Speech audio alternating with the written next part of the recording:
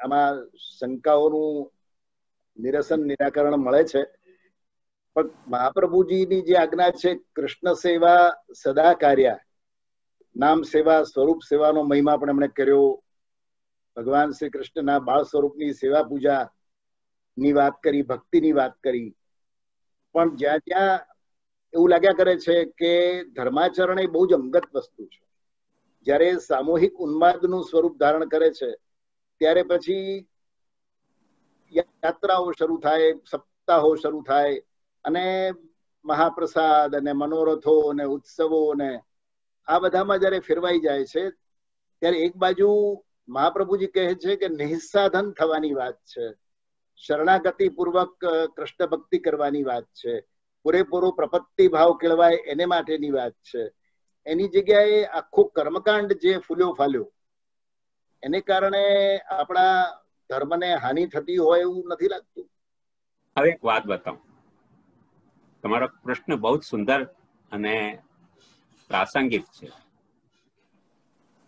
પણ આની ચકાસણી આપણે થોડીક ડિટેલમાં જઈને કરવી જોઈએ. અને એ છે કે દુનિયામાં ફર્સ્ટ ઓફ ઓલ ધર્મની તો વાત જવા દો, કોઈ પણ સોસાયટી, કોઈ પણ ગ્રુપ, કોઈ પણ સમુદાય એવો નથી કે જે રિચ્યુઅલિઝમમાં સપડાયો ન હોય.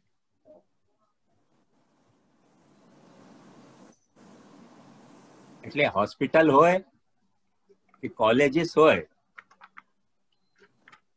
કે ધર્મ સંપ્રદાય હોય કે પોલિટિકલ પાર્ટી હોય, દરેકના ઠેકાણે માણસ રિચ્યુઅલિઝમમાં ક્યાંક ને ક્યાંક કોઈક ને કોઈક રીતે સપડાઈ જ જાય છે. પુષ્ટિમાર્ગ પણ સપડાયો છે, નથી સપડાયો એમ હું ન કહી શકું. પણ મુદ્દો એમાં એ છે, દાખલા તરીકે મારી જ વાત હું તમને કહું કે ઇન્ટર મેં કર્યું બનારસથી, અને BA વિથ ફિલોસોફી માટે હું ભારતીય વિદ્યાભવનમાં કોલેજમાં ગયો. જ્યારે મેં કોલેજ જોઈન કરી ત્યારે ભારતીય વિદ્યાભવનની લાઇબ્રેરી જોઈન કરવા હું ગયો, અને લગભગ 14-15 વર્ષનો હતો ત્યારથી મેં પહેલા હું કુર્તા પહેરતો હતો. મારા ફાધર મને વળતા હતા કે આપણે આપણો ડ્રેસ કોડ નભાવવું જોઈએ. તો હું શું કરતો કે કુર્તા મારા અંદર પેટમાં છુપાવી દેતો, ઉપરથી આપણો ડ્રેસ કોડ પહેરીને એમની સામેથી નીકળતો, ને મંદિરના દરવાજાથી બહાર નીકળો એટલે એના ઉપર કુર્તો પહેરી લેતો. પણ જયારે જનોઈ થઈ મારી ત્યારથી મેં વિચાર્યું, અમારે ત્યાં જનોઈમાં એવો નિયમ હોય છે કે ખાલી ધોતી ઉપરનામાં જ સંધ્યા હવન થાય. એ ધોતી ઉપરના પહેરવાનું શરૂ કર્યું અને એટલું બધું કમ્ફર્ટેબલ મને લાગ્યો કે પછી મેં ન કુર્તો પહેર્યો ને બંડી પહેરી, ધોતી ઉપરનામાં જ રહું છું.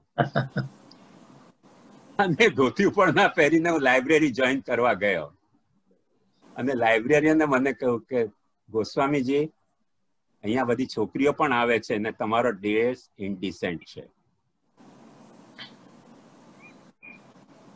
હું થોડો મુંહ ફાટો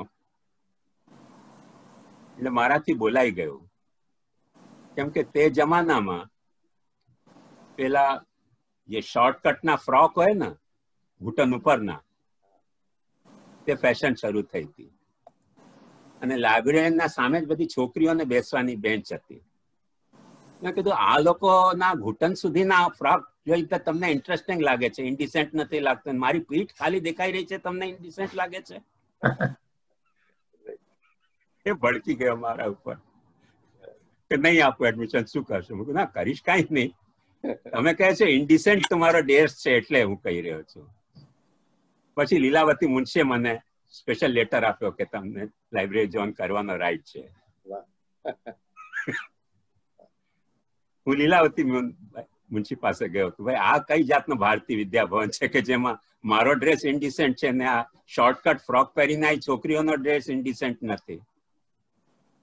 એટલે કહેવાનો મુદ્દો મારો એ કે ઘણી વખતે રિચ્યુઅલ બધે ઠેકાણે ડેવલપ થઈ જાય છે, અને પુષ્ટિમાર્ગ એનો અપવાદ નથી, એ તો વાત ચોક્કસ છે. એમાં કોઈ સારણી, જેમ ઘઉં ને, ચાવલ ને, દાળ ને છાનવા માટે આપણે વાપરીએ, કે જે કંકડ પથ્થર આવી ગયા હોય અનાજ સાથે, એ કઈ સારણીથી એને છાંટવા, છૂટા પાડવા, એ સારણી તો મહાપ્રભુજીના પોતાના વચન જ હોઈ શકે. આપણો જે બિહેવિયર, આપણી જે પરંપરા, આપણી જે હેબિટ, આપણી જે ટાઈમ ટુ ટાઈમ ડેવલપ થયેલી રિચ્યુઅલિસ્ટિક ચોઇસ, એ એમાં સારણીનું કામ ન કરી શકે. અને મુખ્ય તે કારણ હતું, મુખ્ય તે જ કારણ હતું કે તમે જયારે વલ્લભ વેદાંત ડિપાર્ટમેન્ટ શરૂ કર્યો, એટલે મેં રાજી ખુશીથી એમાં જોઈન થવાનો મારો અભિગમ બતાવ્યો. કેમ કે સાચું શું ને ખોટું શું એમાં, એ પરંપરાથી શું ચાલ્યું આવ્યું છે એના આધારે આપણે નહીં કહી શકીએ. કેમ કે ઘણી બધી પરંપરાઓ એવી છે કે જે તે વખતે, એનો એક સામાન્ય દાખલો તમને આપું કે ઔરંગઝેબ વખતે પુષ્ટિ માર્ગે વ્રજ છોડવું પડ્યું. ત્યાં સુધી આખો પુષ્ટિ માર્ગ ના બધા ધર્મગુરુઓ વ્રજમાં જ હતા, ગોકુલ મથુરા કામવનમાં.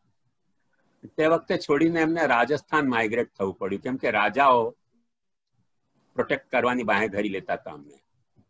તમે માઇગ્રેટ કરી ગયા. હવે રાજાઓને ત્યાં જે રીતે આપણા ગુજરાતમાં નવરાત્રી હોય છે, એ રીતે રાજાઓને ત્યાં ચૈત્ર મહિનામાં ગણગોર પૂજવાનો એક કસ્ટમ છે. દરેક રાજાઓ ગણગોર પૂજે. પુષ્ટિમાર્ગી મહારાજા સાથે એવી પ્રોબ્લેમ આવી કે ગણગોર ન પૂજીએ તો રાજાને એમ લાગે કે અમારો ધર્મ તમે ફોલો નથી કરી રહ્યા, તો why we should protect you. અને એમના પ્રોટેક્શનમાં રહેવું હોય તો ગણગોર પૂજવી જોઈએ, which was an અન્યાશ્રય according to the principle. એટલે ગોસ્વામીઓ તે વખતે એક શું કર્યું કે ઓલરાઈટ, અમે એવું કરશું કે ઠાકોરજીની આસપાસ જે ગ્વાલ ગોપીઓ સજાવવામાં આવે છે, એમને અમે મહાદેવજી અને પાર્વતીજીનો શણગાર કરશું, અને રાજા આવશે ત્યારે એમને દેખાડશું કે અમે ગણગોર પૂજી રહ્યા છીએ. અને ગ્વાલ ગોપીઓને ભોગ પણ ધરતા હતા, શણગાર પણ કરતા હતા, પૂજા વગેરે બધું કરતા હતા. હવે તે વખતની એ મુશ્કેલી હતી, એ પુષ્ટિમાર્ગી સિદ્ધાંત નહોતો. આજે મોટા ભાગના ગોસ્વામીઓના ઘરમાં ગણગોર પૂજાય છે. હવે તો રાજાઓનું કોઈ તકલીફ તો નથી. તો આ જે ડેવલપ થયું છે ગણગોર પૂજવાનું, એ સિદ્ધાંતની વાત નથી, પણ તે વખતની આપણી મુસીબત હતી. તેમાં અપનાવવામાં આવેલી એક ધર્મ નહોતો, પણ એ છલ હતો. અને એવું દરેક ધર્મમાં છે, માઇન્ડ ઇટ, પુષ્ટિ માર્ગમાં જ છે એવું નહીં, દરેક ધર્મમાં એવું છે. હું એ બધા ધર્મની ડિટેલ બતાવવા બેસું તો બધો ટાઈમ વેડફાઈ જાય, પણ if you are curious I can narrate in all the religion activity કે આવું છલ દરેક ધર્મમાં કરવામાં આવે છે. જ્યાં પુષ્ટિમાર્ગ પોપ્યુલર હતો ત્યાં એમ કહી દેવામાં આવ્યું કે અમે પણ પુષ્ટિમાર્ગના સિદ્ધાંતને માનીએ છીએ, અને પછી ગેર પુષ્ટિમાર્ગી વાતો ઘુસાડી દેવામાં આવી. એવું દરેક ધર્મમાં થાય છે. એનું મૂળ કારણ છે કે માણસના બ્રેનમાં મેજર પાર્ટ બિહેવિયર નો છે અને માઇનર પાર્ટ ઇમોશન નો અને ફ્રન્ટલ લોબ નો છે. એમિગડેલા નો અને ફ્રન્ટલ લોબ નો પાર્ટ પોર્શન બ્રેનમાં બહુ નાનો છે, અને આખું જે આ મોટું બ્રેન છે એ બ્રેન માટે એમ કહેવાય છે કે આખા બોડીમાં જેટલો બ્રેનમાં બ્લડ જોઈએ ને એનો 2/3 સપ્લાય બ્રેનને જ જોઈતો હોય છે. આપણી બોડી મેક્સિમમ સપ્લાય બ્રેનને કરતી હોય છે, અને એ જે છે બ્રેનમાં મેજોરિટી ઇમોશનની નથી, ઇન્ટેલેક્ટની નથી, પણ ફક્ત બિહેવિયર. બિહેવિયરલ પેટર્ન બિહેવિયરની છે. અને that is what we are. yeah that is what we are. exactly. અને તેજશ્રી એમ પણ પૂછવાનું મન થાય છેલ્લે આપનું નિરીક્ષણ કેવું છે કે ભક્તિ છે એ total transformation of body and mind, એટલે એ તમારા પ્રશ્ન પર આવે જસ્ટ વેટ અ મિનિટ, એ તમારા પ્રશ્ન પર આવું છું.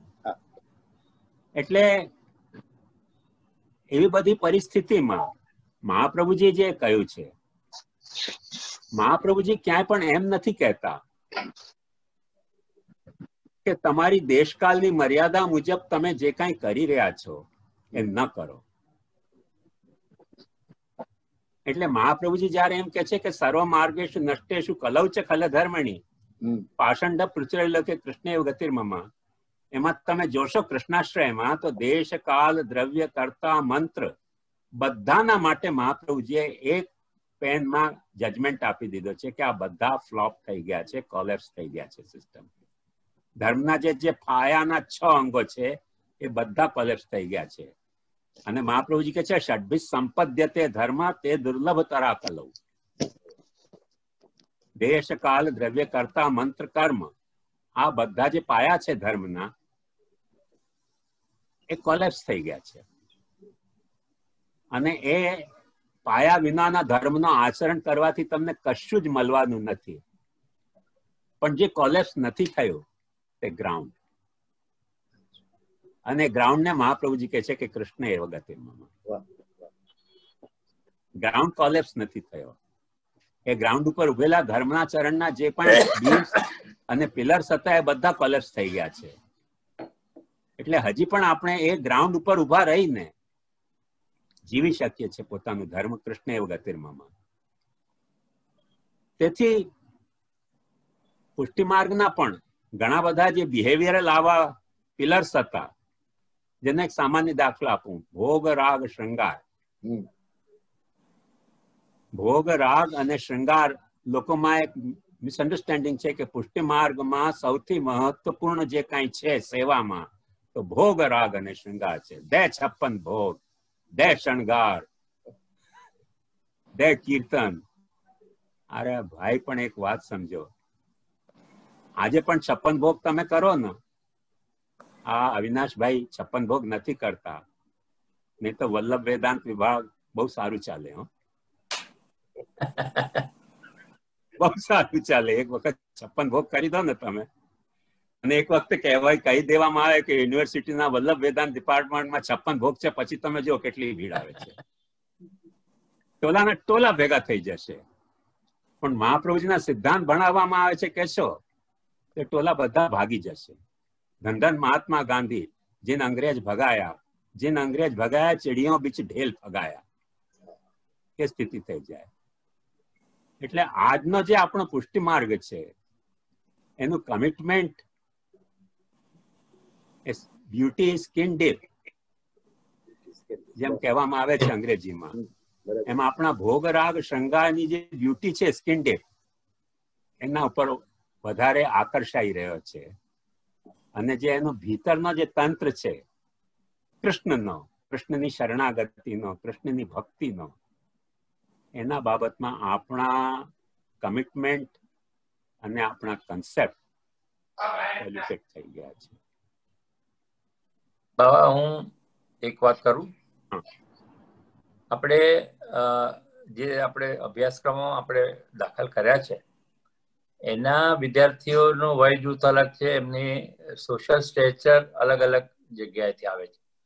આમાં એક જ વાત મુખ્ય મારે કરવી છે, તે છે કે તર્ક અને શ્રદ્ધા એ બંને સાથે રહી શકે કે કેમ? કારણ કે એમ કહેવાય છે કે એન્ટર લોજિક એક્ઝિટ ફેથ. એટલે પુષ્ટિ માર્ગને આપણે જે અત્યારની રીતે વિચારીએ તો બધા યંગસ્ટર્સને દરેક વસ્તુમાં કશો નાનો મોટો તર્ક હોય છે. એ તર્કના જવાબ જો એમને ગળે ઉતરે તો પછી એમને સમજાવવા અથવા તો પુષ્ટિ માર્ગ તરફ વાળવા, અથવા અત્યારે જે વહેમ કે વિશ્વાસ અને વિજ્ઞાનની વાતો છે એ ક્યાંક આપણે સામેલ કરી શક્યા છે. આજે 17 વર્ષથી કરી રહ્યા છે અને આપ તો એનો પ્રાણ છો. એટલે આપણે એ જે પ્રવૃત્તિ છે એ વિકાસ નથી પામતી એટલું જોઈતો, એ પણ એક હકીકત છે. તો આવામાં આપણે યંગસ્ટર્સને સમજાવવા માટે ભાષાકીય તો આપણે અંગ્રેજીમાં આપી દઈએ એમને, તો આપણા મૂળ ગ્રંથો જે છે વ્રજ ભાષાના, એના વિશે એમને હજી થોડીક સમજ ભાષાકીય એમની મુશ્કેલીને કારણે થતું નથી. તો આવામાં શું કરવું જોઈએ? હવે મુખ્ય વાત એ છે આમાં કે ભાષાકીય જે મુશ્કેલી છે ને એ અંગ્રેજીમાં આપવાથી પણ સોલ્વ નહીં થાય. કેમ કે હું મારા અનુભવની એક વાત તમને બતાવું. 60s મારા અમુક મિત્રો કમ્યુનિસ્ટ હતા, રેગ્યુલર કમ્યુનિસ્ટ પાર્ટીના મેમ્બર એવા. તો એમને કારણે મને એક વખતે ઈચ્છા થઈ કે મારે દાસ કેપિટલ વાંચવું જોઈએ, કેમ કે બાઇબલ છે કમ્યુનિઝમની. ઓલરાઈટ, તો અમેરિકન લાઇબ્રેરીમાં દાસ કેપિટલ, ધ કેપિટલ, કાર્લ માર્ક્સનું લઈને આવ્યો. મેં વાંચવાનું શરૂ કર્યું, પણ વંચાય જ નહીં મારાથી. 2-4 પાના વાંચ્યું ને ફેડઅપ થઈ જાઉં. મને થયું કે અમેરિકન બધા કેપિટલિસ્ટ છે એટલે એમણે કંઈક ખોટ ખપડ કરી હશે મૂળ ટેક્સ સાથે. મેં કીધું મારે આ નથી જોઈતો. એટલે લેમિંગ્ટન રોડ ઉપર કમ્યુનિસ્ટ પાર્ટીની ઓફિસ હતી, તેમાંથી રશિયાનું પબ્લિકેશન દાસ કેપિટલ લઈને આવ્યો. એ વાંચ્યું, એમાં પણ એ જ રીતે થયું. અંતે મેં કીધું કઈ ભાષાની મારી ઉણપ દેખાય છે. મેં કીધું મારી માતૃભાષા હિન્દી છે, તો હિન્દીમાં દાસ કેપિટલ લઈને આવ્યો. એ ન વંચાયું, એટલે 3 પુસ્તકો મેં પસ્તીમાં આપી દીધી. એમ સમજીને કે મેરે નસીબ મેં દોસ્ત તેરા પ્યાર નહીં, એમ નહીં પણ તેરે નસીબ મેં દોસ્ત મેરા પ્યાર નહીં મને થઈ ગયો. આપણા માટે નથી. એટલે ભાષાનો પ્રશ્ન નથી એટલો મોટો. હું તો નોન મેટ્રિક્યુલેટ છું, to tell you the truth. Privately મેં ઇન્ટર આર્ટ કર્યું અને પછી BA કર્યું. હું કોઈ દિવસે સ્કૂલ ગયો નથી. ભાષા મને કોઈ દિવસે કોઈ તકલીફ આપતી નથી. આઈ એમ નોટ બોસ્ટિંગ. મને ઉર્દુ આવે છે, ફારસી આવે છે, સંસ્કૃત આવે છે, બંગાળી આવે છે, ગુજરાતી આવે છે. ઘરમાં હું માતૃભાષા વ્રજભાષા બોલું છું. ભાષાની પ્રોબ્લેમ નથી. એક વખતે માણસ બોલવાની ઈચ્છા કરે ને અને વાંચવાની ઈચ્છા કરે ને, શીખી જાય. મૂળ પ્રોબ્લેમ હમણાં છે ઈચ્છાની.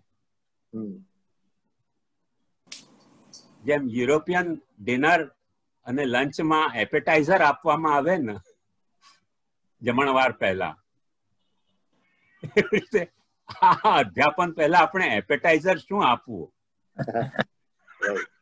મુદ્દો એનો છે કે જેનાથી ભૂખ લાગે અને જમે. અને આપણે કોઈ પણ ભાષા આપશું ને, at least I am not in such impression કે કોઈ ભાષામાં આપવાથી. હું છેલ્લા લગભગ 25-30 વર્ષથી, તમે જાણો છો કે સુખધામમાં વ્રજભાષામાં બોલું છું. ગુજરાતીમાં નથી બોલતો. આજે તમારી સાથે ગુજરાતીમાં બોલી રહ્યો છું. બાકી મારી માતૃભાષા વ્રજભાષામાં જ પ્રવચન કરું છું. અને મેક્સિમમ મારા ઓડિયન્સમાં ગુજરાતીઓ જ છે. વ્રજભાષી તો એકાદ કોઈ આવતો હોય તો આવતો હોય, બાકી આવતા નથી કોઈ. અને they easily participate. અને મારા ત્યાં વ્રજભાષાના પ્રવચન સાંભળીને કેટલાક મારા ઓડિયન્સના લોકો સારી વ્રજભાષા બોલવા માંડી ગયા. મને મૂંઝવણ થાય છે કે આ તમે એટલી સારી વ્રજભાષા કેવી રીતે બોલી શકો? હું મારો ઉદાહરણ છે. હું કલકત્તા જતો હતો, ત્યાંના બધા સાઇનબોર્ડ વાંચતો હતો, એથી મને બંગાળી આવી ગઈ. આપણે થોડીક આંખો ખુલ્લી રાખીએ, થોડુંક ઇન્ટરેસ્ટ રાખીએ ને. એક જૂના જમાના વેનગાર સ્ટુડિયો હતો, જેની એડવર્ટાઇઝમેન્ટ આવતું હતું કે જી જરા હસતું મોડું રાખજો, બાકી બધું અમે સંભાળશું. બરાબર છે. પ્રિન્સેસ સ્ટ્રીટ પર હતો. બરાબર છે. એડવર્ટાઇઝમેન્ટમાં એવું આવતું હતું.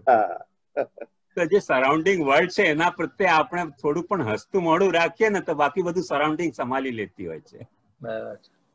આપણા 3000 થી વધારે વિદ્યાર્થીઓ જે રીતે મળ્યા છે, આપણને આનંદ એક વાતનો થાય, કમસે કમ આ 3000 ફેમિલીઝ અથવા પરિવારના સદસ્યોને કંઈક અંશે આપણે તત્વદર્શન તરફ વાળી શક્યા.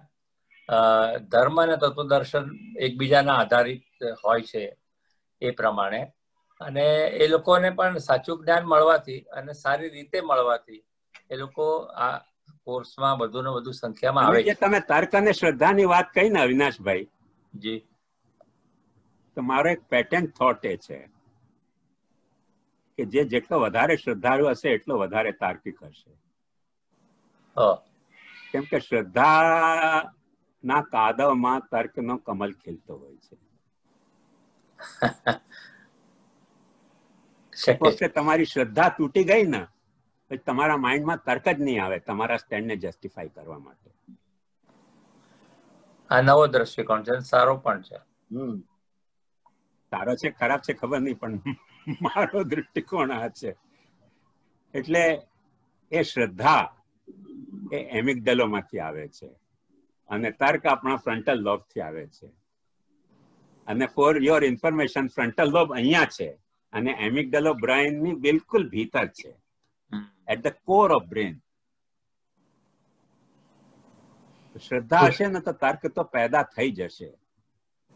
આજની પ્રોબ્લેમ આપણી એ છે કે આપણી શ્રદ્ધા અવળે રસ્તે ચડી ગઈ છે.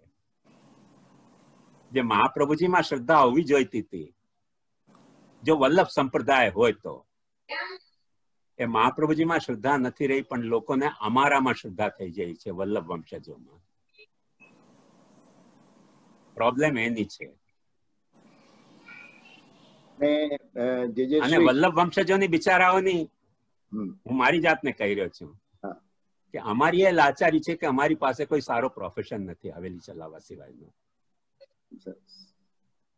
અને ફોલોવર્સ ની એ લાચારી છે કે બ્યુટી સ્કિન ડીપ ની માફક, ભોગરાગ શૃંગારની જે સ્કિન ડીપ બ્યુટી છે એના ઉપર એમનું જેટલું મન ચાલે છે ને એટલો ઇન્ટરનલ જે છે એના ઉપર મન નથી ચાલતું. કમિટમેન્ટ મહાપ્રભુજી સાથે નથી રહી ગયો, મહાપ્રભુજીના ઓરિજિનલ પ્રિન્સિપલ સાથે નથી રહી ગયો, પણ જે સ્કિન ડીપ બ્યુટી છે ભોગરાગ શણગારની, હમણાં જ તમે જોતા હશો ઇસ્કોન વાલાએ પણ હવે પોતાના મંદિરને ટેમ્પલ કહેવાના ઠેકાણે ઇસ્કોન હવેલી કહેવાનું શરૂ કર્યું છે. Because they know it very well. હવેલી કહેશું તો આવશે. લંડનમાં તો એક હવેલી રેસ્ટોરાં પણ ખુલી છે, 56 ભોગ રેસ્ટોરાં. તો એ શું છે કે ઇન્ટરેસ્ટ આપણો ડાયવર્ટ થઈ ગયો છે. હવે આ સ્થિતિમાં પ્રાસંગિકતા યદિ કોઈનો પ્રશ્ન જે છે કે આ વલ્લભ સંપ્રદાયની જીવનશૈલી કેટલી પ્રાસંગિક, તો મારે કહેવાનું એટલું જ કે કોઈક રીતે આપણે ફરી પાછા મહાપ્રભુજીના સિદ્ધાંતોને વાંચતા, સમજતા, ડિસ્કસ કરતા થઈ જઈએ. નોટ નેસેસરીલી કે 90% ને અપીલિંગ થશે, કેમ કે 80% ડાર્ક ફોર્સિસ છે, 20% જે વ્હાઇટ ફોર્સ છે એને આપણે જો કન્વિન્સ કરી શકીએ કે ભાઈ મૂળ સિદ્ધાંત આ છે, it will make a some difference. પણ આમાં જે એવું કહેવાય છે ને કે આપણે જે કરીએ એનાથી તર્ક અને શ્રદ્ધા બંને સચવાઈ રહે એવી એક સંભાવના દેખાઈ રહી છે કે વ્યવસ્થિત એકેડેમિક્સમાં આને સ્થાન મળ્યું હોય. ઓનલાઈન અભ્યાસક્રમ બહુ નજીકમાં જ છે અને ઓનલાઈન એ દરેક જગ્યાએ દરેક વસ્તુનું એક ફ્યુચર છે, અથવા એ ફ્યુચર એટલે સાવ નજીક જ આવી ગયું છે. એમ આપણા અભ્યાસક્રમો પણ ઓનલાઈન થાય તો વિશ્વભરના વૈષ્ણવ સંપ્રદાયને એક કશુંક માર્ગ મળે સાચું જ્ઞાન મેળવવામાં. કારણ કે આપણે એક રીતે જોઈએ ઓસ્ટ્રેલિયા, અમેરિકા વગેરેમાં તો લોકોને શ્રદ્ધા છે પણ એમની પાસે કોઈ વિષયનું વાંચન નથી, કશું કોઈ રેગ્યુલર એવું કશું થતું નથી. એટલી હદ સુધી કે કંઈક વિચિત્ર પ્રકારના આઈડિયાઝ લઈને ગોસ્વામી પરિવાર બાળકો જતા હોય, ઇન્દ્રધનુષની પૂજા, આ અહીંયા એવું આપણે ન સાંભળ્યું હોય એવું બને, તો આવામાં આ ઓનલાઈન કોર્સિસની પ્રાસંગિકતા કેટલી દેખાય છે આપને? મને એટલી જ પ્રાસંગિકતા દેખાય છે કે ઓનલાઈન કોર્સ પણ આપણે શરૂ કરીએ વર્લ્ડ વાઇડ તો જે 20% ઓનલાઈનમાં ઓનલાઈન થશે, બાકી 80% ડિસઓનલાઈન રહેશે. પ્રયત્ન કરતા રહેવાથી કશું पुकारने की हद तक पुकारेंगे, कोई सुने या न सुने इनकलाब की आवाज. આપણો સમયાવધિ અહીંયા પૂરો થવા આવ્યો છે અને મને ગની દહીંવાળાની જે શ્રી એક પંક્તિ યાદ આવે છે કે શ્રદ્ધા જ મારી લઈ ગઈ મંઝિલ પર મને, શ્રદ્ધા જ મારી લઈ ગઈ મંઝિલ પર મને, હું રસ્તો ભૂલી ગયો તો દિશાઓ ફરી ગઈ. અને ये गाना बजाना तो एक बहाना है, ये गाना बजाना तो एक बहाना है, हमारा असली मकसद तो हे हरि तुम्हें रिजाना है. બહુ જ સરસ માર્ગદર્શન મળ્યું, ઘણી વિસ્તારથી આપે સમજૂતી આપી છે. અને તમે જેનું નામ લીધું ને શાયરનું, એનો જે સૌથી વધારે ગીત મને પસંદ છે એ છે કે અહીં આપણે જાવું હતું ન ધરા સુધી ન ગગન સુધી, નહીં ઉન્નતિ કે પતન સુધી, અહીં આપણે જાવું હતું ફક્ત એક બીજાના મન સુધી. વાહ, બહુ સરસ. એ ગની દહીંવાલાનું સૌથી એક મજાનું છે કે આગ હૃદયમાં જો વધી ગની, ખુદ ઈશ્વરે જ કૃપા કરી, કોઈ શ્વાસ બંધ કરી ગયું કે અગન પવન ન જાય અગન સુધી. વાહ ભાઈ વાહ. એટલે આ વાત અશ્વિનભાઈ, સોરી અશ્વિનભાઈ, મારા શ્રીને એક પ્રશ્ન પૂછવો છે જે મારી મનની મૂંઝવણ દૂર થાય, જો આપની અનુમતિ હોય તો. હા, બોલો બોલો. મારાથી વંદન. આપના વિચારોથી ખૂબ અભિભૂત થયો, પણ મારો એક ઘણા વખતથી મગજમાં કોયડો છે કે મરજાદની વ્યાખ્યા શું? જે કહેવાતા પુષ્ટિ માર્ગો મરજાદી કરી અને જે વર્તન કરતા હોય છે, પણ એકચ્યુઅલ મરજાદની વ્યાખ્યા શું? માર્ગમાં મરજાદની વ્યાખ્યા મહાપ્રભુજી એવી રીતે સમજાવી છે કે યાવત દેહાભિમાન તાવત વર્ણાશ્રમ ધર્મ એવ સ્વધર્મ, ભગવત ધર્માદયોપી પરધર્મા વિધર્માવા. એટલે જ્યાં સુધી તમને બ્રાહ્મણ, ક્ષત્રિય, વૈશ્ય કે શૂદ્ર હોવાનો અભિમાન છે ત્યાં સુધી વર્ણાશ્રમ ધર્મ તમારો ધર્મ છે અને ભક્તિ અને શરણાગતિ તમારો ધર્મ નથી. કરેક્ટ. અને પછી જો તમને કદાચ એમ વાત ગળે કરતી હોય કે યદા પુનઃ સંઘાત વ્યતિરિક્તમ આત્માનમ મન્યતે, કે ના આ વર્ણાશ્રમ બધા દેહથી રિલેટેડ છે, આત્માથી રિલેટેડ નથી, ત્યારે ભગવત ધર્મે એવ સ્વધર્મ, વર્ણાશ્રમ ધર્માદયોપી પરધર્મા વિધર્માવા. તો મરજાદ આપણે ત્યાંથી આવી છે કેમ કે આપણે દેહના અભિમાન ઉપર પૂરું કાબુ મેળવી શકતા નથી અને નિરંતર પેન્ડુલમ જેવી આપણી સ્થિતિ હોય છે.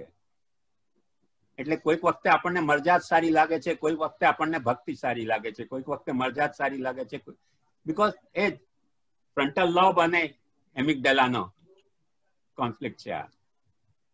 પણ મહાપ્રભુજી એનો બહુ સુંદર ન્યાય આપ્યો છે અને વ્યવસ્થા આપી છે કેવી રીતે એને મેનેજ કરવો. આપણે જે અત્યારે મરજાદી અમારા અંગતની વાત થાય કે પેટના જણ્યાને બી અછૂત ગણતા હોય છે, એવું મરજાદી શું કામનું? હવે તો મરજાદીનું તો એવું છે ને કે શાહની બેટી શાહ જાતી, પીરની બેટી પીર જાતી, અને તો મરજાદી કોની? મારા ખ્યાલે અશ્વિનભાઈ આપણે હજી આવો બાવાશ્રીના સાથે સત્સંગનો એકાદ વાર હજી લાભ લઈએ. બરાબર. આમ સમય થયો છે એટલે બાવાશ્રી આપને ધન્યવાદ. સર્વે વૈષ્ણવજનોને જય શ્રી કૃષ્ણ. અને અંતમાં જો મારે કહેવાનું હશે તો એ જેટલું જે રીતે થાય જેવી રીતે થાય, વલ્લભ વેદાંત વિભાગ યુનિવર્સિટી તરફથી અથવા સ્વતંત્ર પણ ઓરિજિનલ મહાપ્રભુજીના ગ્રંથો વાંચશો, સમજવાનો પ્રયાસ કરશો તો સંપ્રદાય જીવિત રહેશે, તો સંપ્રદાયની આધુનિક યુગમાં પ્રાસંગિકતા રહેશે, નહીં તો આ સંપ્રદાય અપ્રાસંગિક થઈ જશે. આપના આ છેલ્લું વાક્ય યાદ રાખીએ. અને સ્વાભાવિક રીતે યુનિવર્સિટીમાં તો આપ જ છો અમારા માટે એન્કર, એટલે યુનિવર્સિટી લેવલ પર આપણે જે કામ કરી રહ્યા છે એને એક્સપાન્ડ કરવાની એક ઈચ્છા છે. ઠાકોરજીની કૃપા અને આપના આશીર્વાદ હોય તો એ સફળ થાય એવી ધારણા સાથે આજનો આ કાર્યક્રમ અહીં સંપન્ન થયો એ રીતે સમાપન કરીએ. ફરીવાર આપણે મળીએ. ભરતભાઈ, અશ્વિનભાઈ અને સૌ વૈષ્ણવજનોને પણ ખૂબ ખૂબ અભિનંદન કાંઈ આટલો સમય ફાળવ્યો અને બાવાશ્રીનો આટલો કિંમતી સમય આપણે લીધો. એમાંથી ઘણી ખરી જાણકારી બહુ સરસ અને સરસ રીતે સમજાવવાથી આપણી પોતાની અંદર એક સારું લાગે, એક સારી ફિલિંગ આવે છે.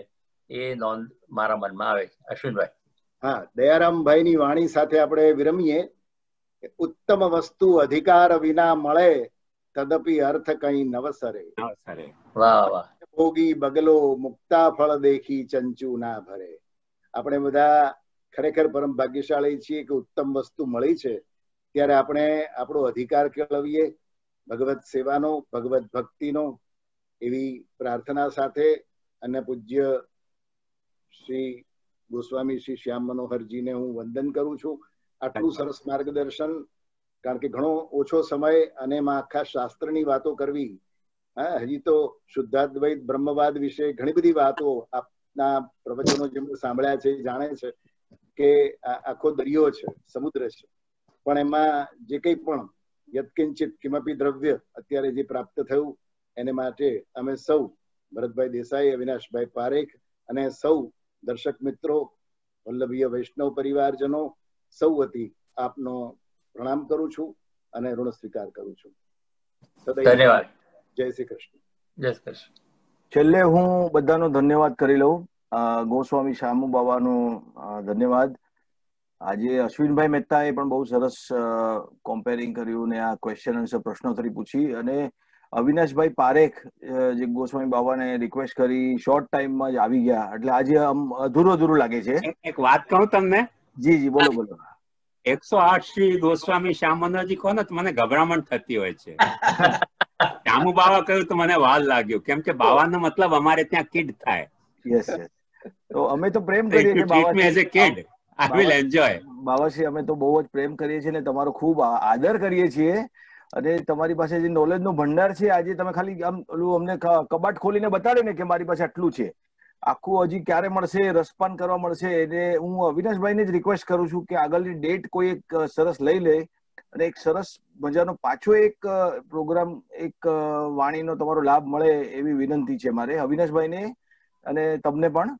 તો આજના પ્રોગ્રામ બહુ જ સરસ જાણવા મળ્યું, ખાસ કરીને ભોગ, રાગ અને શૃંગારની તમે વાતો કરી અને જે મૂળ સિદ્ધાંતોની વાતો કરી, જે આપણા ધર્મ પુષ્ટિ માર્ગને સાચવી રાખવાની વાત છે. કારણ કે મેં જોયું કે આપણો ધર્મ આખો અલગ બતાવી રહ્યો છે, જે બધા ધર્મમાં બીજાની ધર્મની કમ્પેરિઝનમાં. એટલે આપણે આને માટે પ્રયત્ન જરૂર કરશું. અવિનાશભાઈને મારો જે સપોર્ટ જોઈએ હું આપવા તૈયાર છું. કલિના યુનિવર્સિટીમાં પ્રોગ્રામ માટે કંઈ પણ જે પણ મારો સપોર્ટ જોઈએ, મારો સાથ જોઈએ, સહકાર જોઈએ, એની માટે હું તત્પર રહીશ હંમેશ માટે. અને આપણા ધર્મને પકડી રાખવા માટે હું જે પણ મારાથી બની શકે એટલું હું કોશિશ કરીશ. એટલે આજના પ્રોગ્રામ માટે બધા વૈષ્ણવોને મારા જય શ્રી કૃષ્ણ. આજે આપણે પૂર્ણ વિરામ નથી કરતા, પણ વિરામ કરી રહ્યા છે. આજનો એક શોર્ટ એક બ્રેક લઈ રહ્યા છે, અલ્પ વિરામ. અને પાછા બાવાશ્રીને સાંભળવા માટેની આપણે રાહ જોશું તત્પરતાથી. Thank you so much. Thank you so much. જય શ્રી કૃષ્ણ બધાને.